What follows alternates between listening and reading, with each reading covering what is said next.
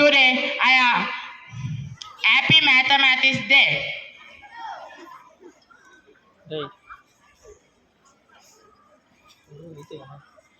Today I am going to say about the Srinivasa Ramanujan.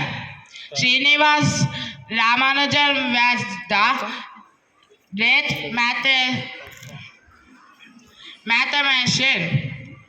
He was born on December 22nd, 1887.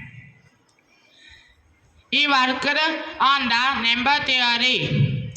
He is the first Indian elected to the Fellow of Royal Society in England. 1729 is the Ramanujan number.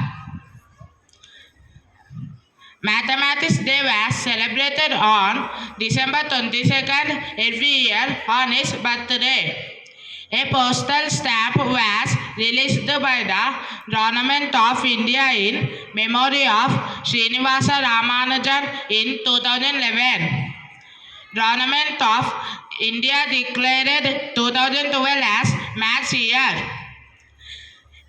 The Srinivasa Ramanujan was died on April 26, 1920. Thank you.